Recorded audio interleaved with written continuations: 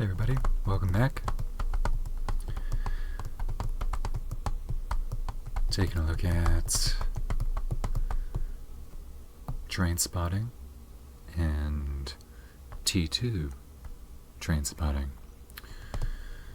The T2 is throwing me off a little bit because Terminator has always been T2, but I guess not officially, so this is officially T2 now, so.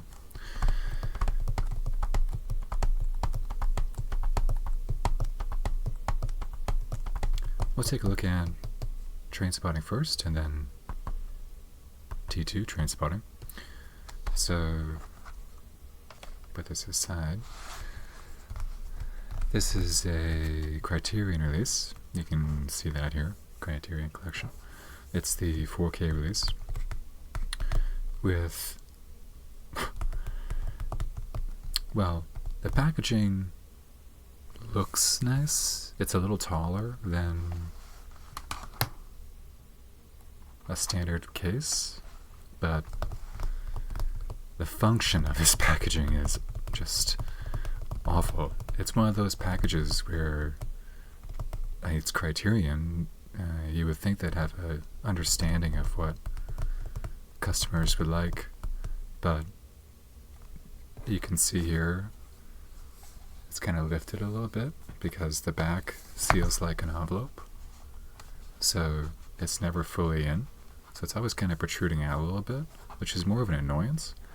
But the most egregious part of this packaging is the, well, for one, trying to get it open, I guess, and the way the discs are housed. So they slide in, and this is just asking for scratches on your disc. This really wasn't an issue with Blu-ray discs as much. I feel like they have whatever the anti-scratch coating is on Blu-rays, it works really well.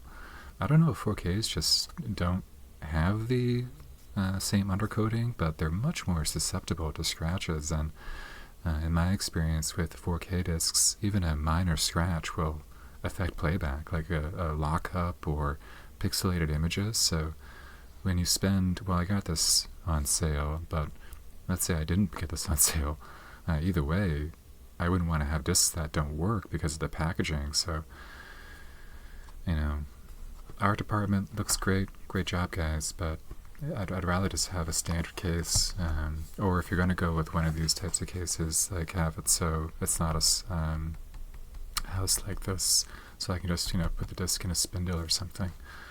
But oh well, not much I can do about it. I feel like when Criterion first started putting out Blu-rays, they did. Like I have The Third Man and Chunking Express and a few of the really early Blu-rays on Criterion. They came in a similar packaging and they ditched it. I guess they must have gotten feedback saying, hey, don't do this. But I guess they're going back to it for a few releases. So anyways, nothing to read on the back here. Oh yeah, there we go. So if you haven't seen Trainspotting, you can kind of read that, right? A jolt of adrenaline shot straight to the heart of the 1990s British cinema, this darkly funny adaptation of Irving Welsh's novel was a major breakthrough for director Danny Boyle, producer Andrew MacDonald, and screenwriter John Hodge. With live wire energy and stylistic verve, Trainspotting bounces across the life and times of Mark Renton, played by Ian McGregor. This would have been before Obi-Wan, I think, yeah. Yes, definitely before Obi-Wan. A Scottish heroin addict who, along with his misfit mates, gets high, gets in trouble, gets clean, and gets high again, all in a bid to outrun the banality of modern existence. Kinetically cut to an iconic soundtrack of techno, rock, and Britpop, the indie phenomenon chooses life in all its ugly, beautiful, and terrifying exhilaration.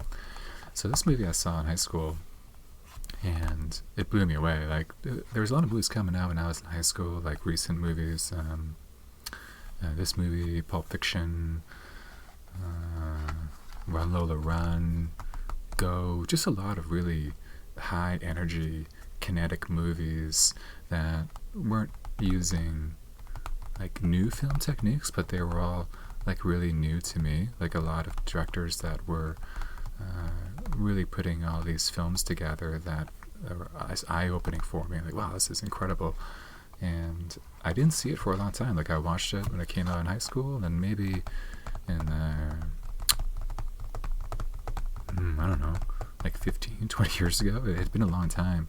And then I finally got around to picking up the Criterion when they had one of their sales in July. I picked it up and I was in the States, and I revisited it, and I was really pleased with the movie. It really holds up. The score especially, the soundtrack. This opened me up to a lot of bands too. I was, like a lot of folks in the 90s, I was really into Brit pop, and especially pulp, and there's a pulp song in this, and I think it was written for the movie. I think Blur's in this. I'm trying to remember now. It's hard to remember such things. But Pulp and Blur were some of my favorites. So. But yes, it's pretty cool. I mean, I'm not going to say it's not interesting to look at. It's just more of an annoyance when it comes to the discs being scratched, which is really the most important thing with the package, right? You don't want the disc to be unplayable just because it has cool packaging. There's a booklet in here that's really hard to get out. So we're getting there. There we go. Trainspotting brand guidelines.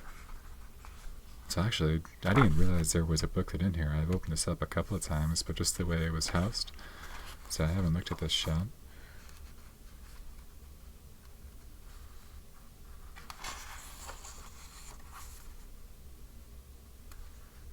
Yeah, this is a pretty nice booklet. Yeah, I think the other movie I saw around this time that had Ewan McGregor in it was Shallow Grave, and I'd love for that to get a 4K release. I really enjoyed that movie.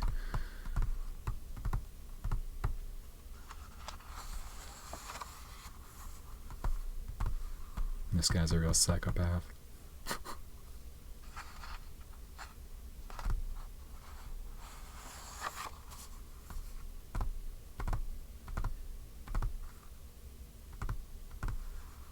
Looks like we have an essay here. I'll probably get around to reading that at some point.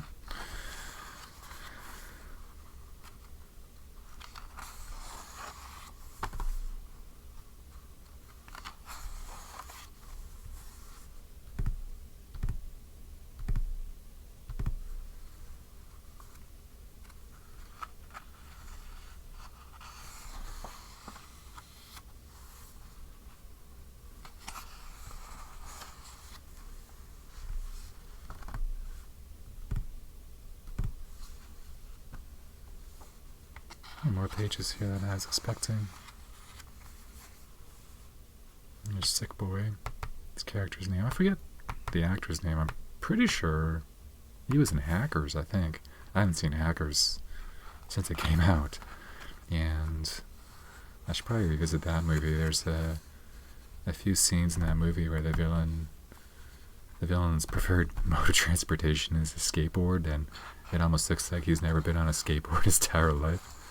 And it's pretty unintentionally hilarious. And that has a Angelina Jolie in it with a killer haircut. Definitely got me on the in the Angelina Jolie fan club at the time. And there's Spud.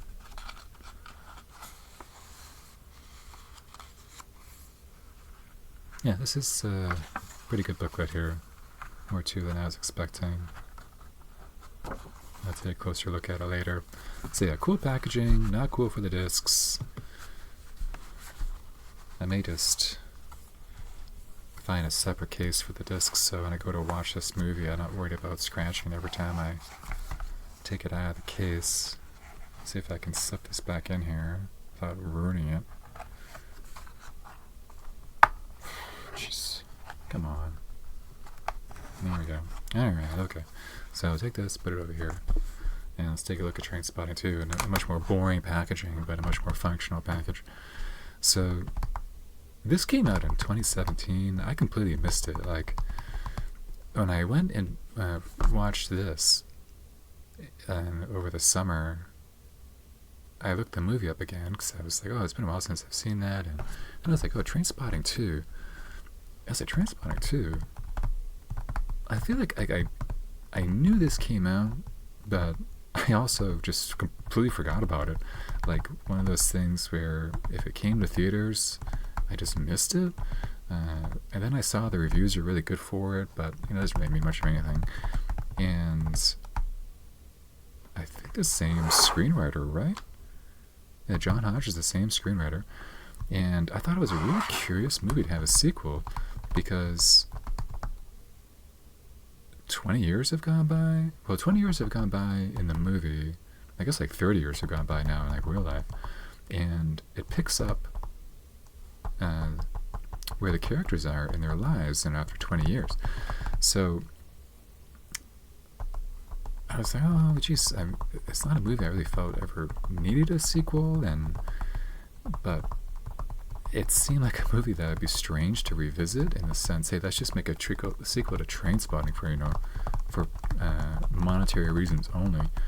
So it makes you think, oh, okay, I bet they had a good idea for this. Like they must have, right? They just didn't want to get the band back together. But you never know. That could always be the case.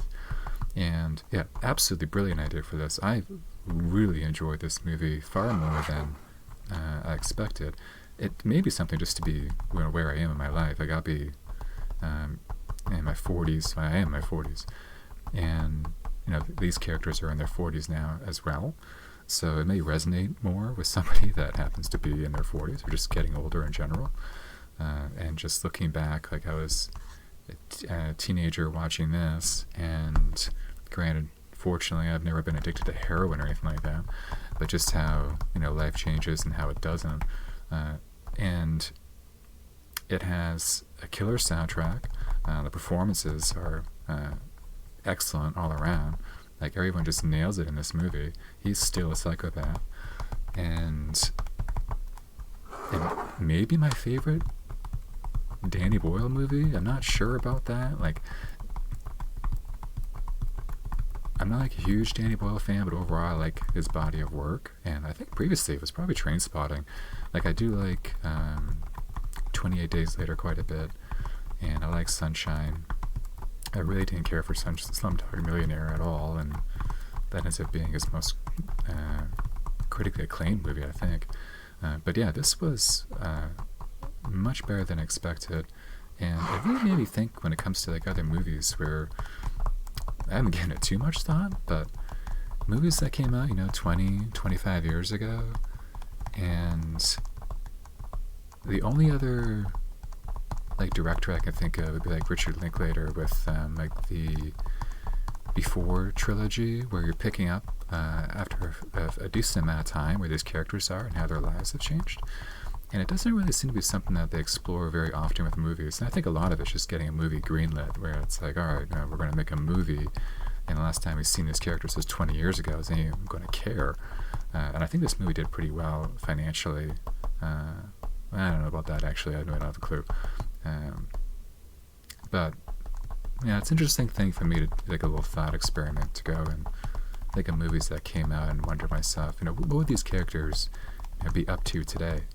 And I never really asked myself about these characters before, but after watching Trainspotting, you're thinking, okay, what's going to happen to these characters? Where are they going to be, in 20, 25 years?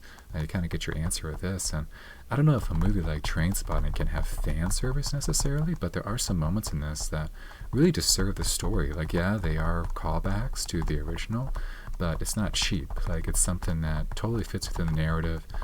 There's a character that appears that I wasn't anticipating at all, but it's a really smart use of the character. And I feel like for most sequels, though, you can definitely find enjoyment in this, but it would be elevated for sure if you have watched Trainspotting. It's probably worth revisiting Trainspotting if you haven't seen it in a long time, or if you haven't seen it all for that matter before you see T2 Trainspotting. But yeah, these are two great movies, and really one of the best sequels I've seen. So thanks for watching.